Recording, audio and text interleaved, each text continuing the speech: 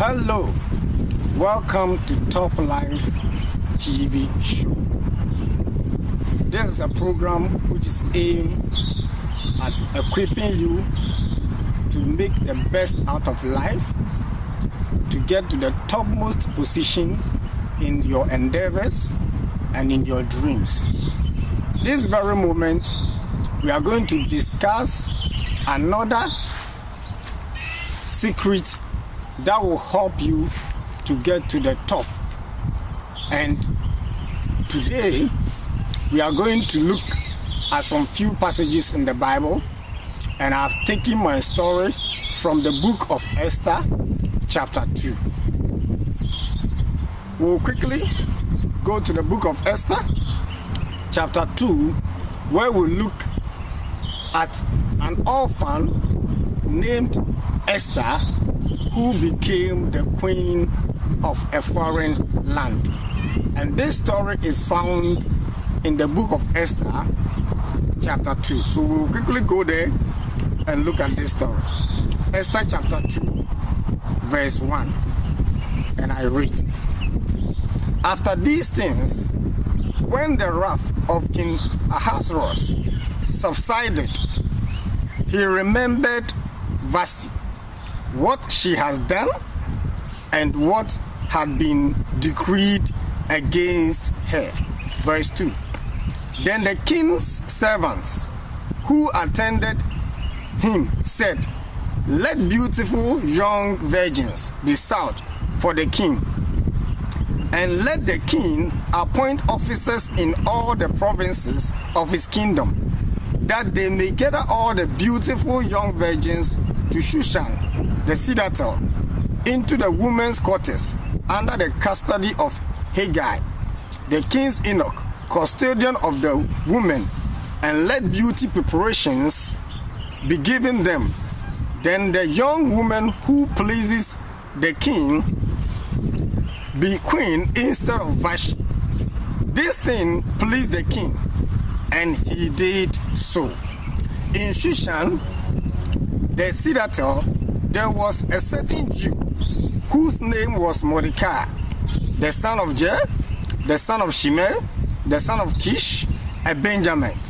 Kish had been carried away from Jerusalem with the captives who had been captured with Jeconiah, king of Judah, whom Nebuchadnezzar, the king of Babylon, had carried away. And Mordecai had brought up Hadassah, that is Esther, his uncle's daughter, for she had neither father or mother. The young woman was lovely and beautiful. When her father and mother died, Mordecai took her as his own daughter. So it was, when the king's command and decree were heard, and when many young women were gathered at Shushan the citadel under the custody of Haggai, that Esther also was taken to the king's palace, into the care of Haggai, the custodian of the women. Now, the young woman pleased him, and she obtained his favor, so he readily gave beauty preparations for her, besides her allowance. Then 7 choice maid servants were provided for her from the king's palace, and he moved her and her maid servants to the best place in the house of the woman.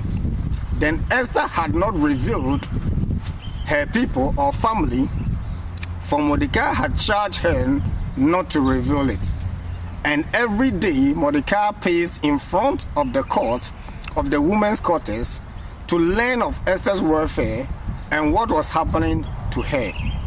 Each young woman's turn came to go to the King Ahasuerus after she had completed 12 months preparation according to the regulations for the women. For thus were the days of their preparations, apportioned 6 months with oil of myrrh and 6 months with perfumes and preparations for beautifying women.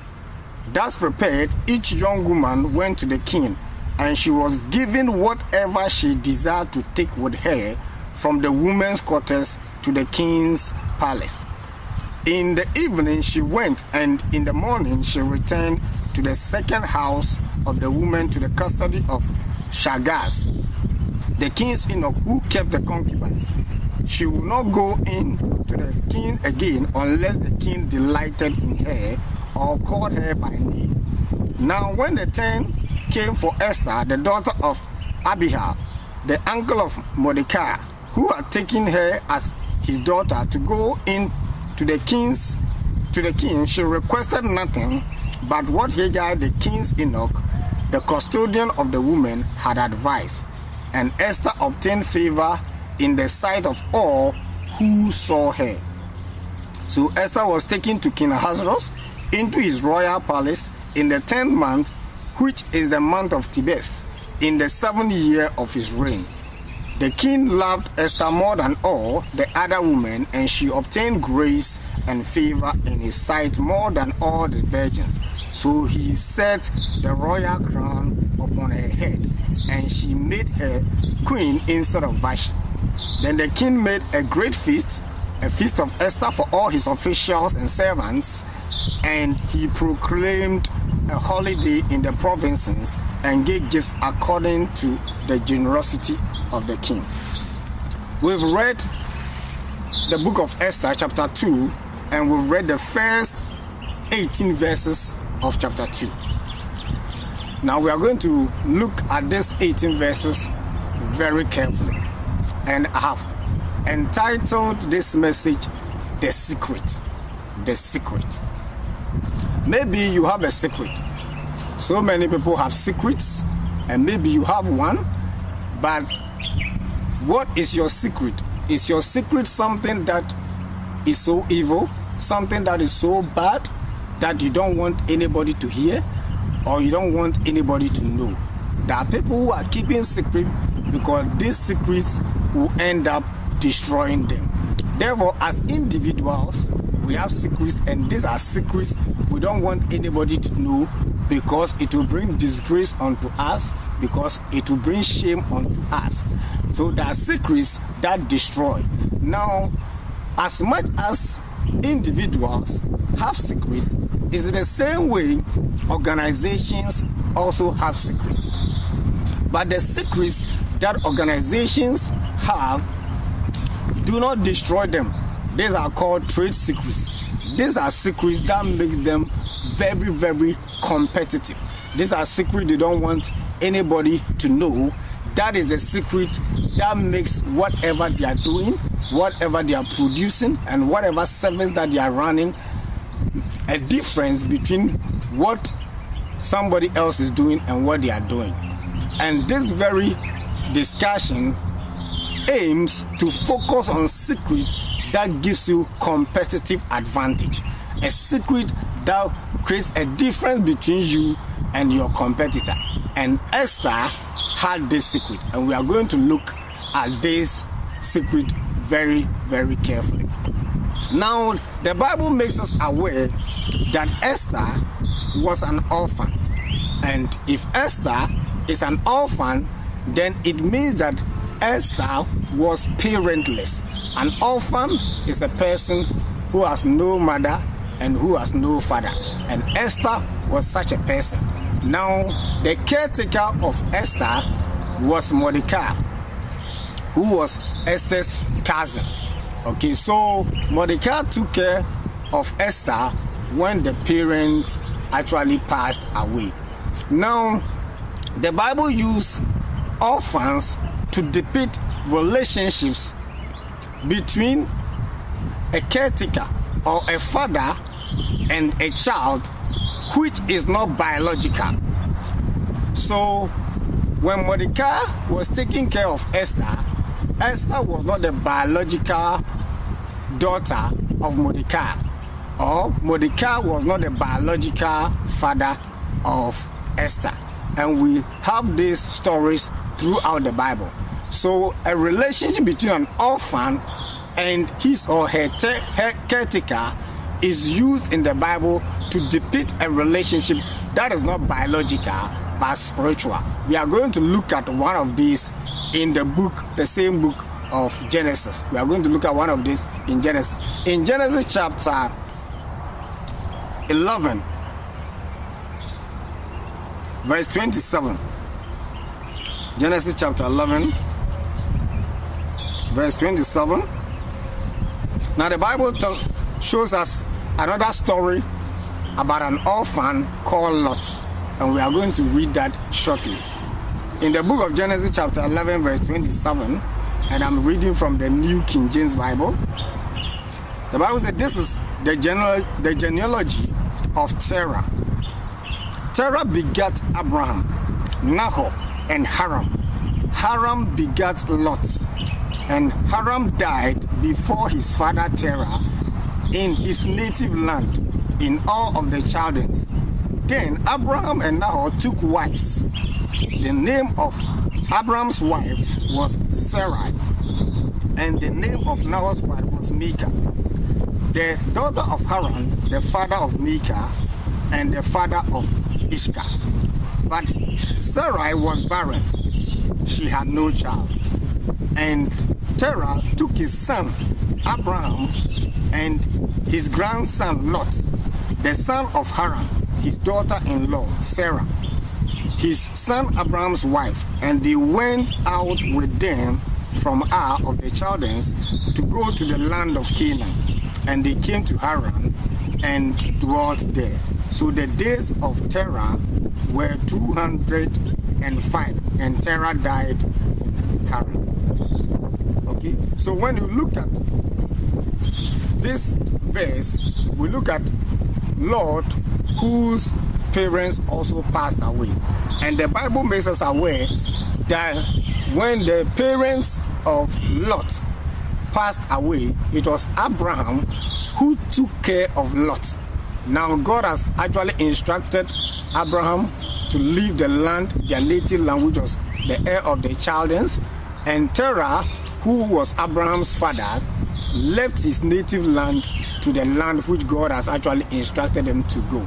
So Terah, together with his son Abraham and Lot, left the land of Ur to the land of Canaan, and Terah died over there.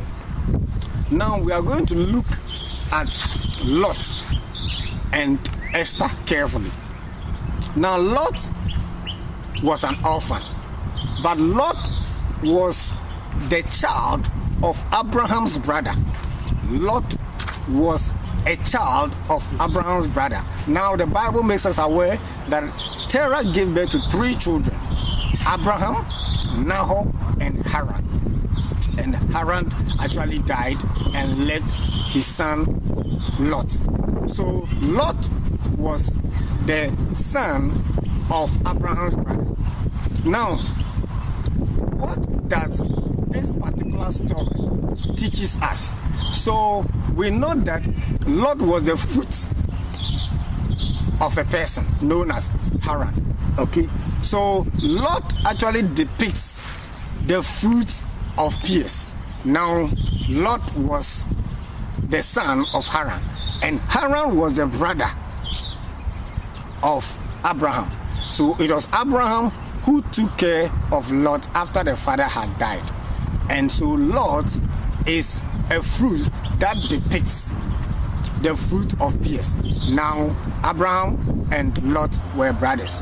Now when you compare Lot to Esther, now Esther was the daughter of Mordecai's father's brother.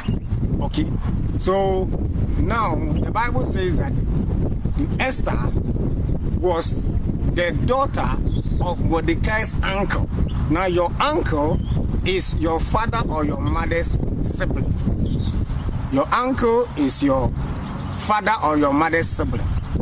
Okay, so now we are looking at 2 situations over here. Now Esther was the fruit of fathers, because Esther was the daughter of Mordecai's father's brother, whilst Lot was the fruit or the son of Abraham's brother. Now we realize that when we look at this story carefully, I mean, whilst you continue to read the book of Genesis, you realize that Lot was somebody who did not succeed. After Lot has gone to Egypt together with his brother Abraham, and they came back, there was confusion between Abraham and Lot, and they had to separate. And when they separated, Lot lost everything. Now, but when you look at Esther,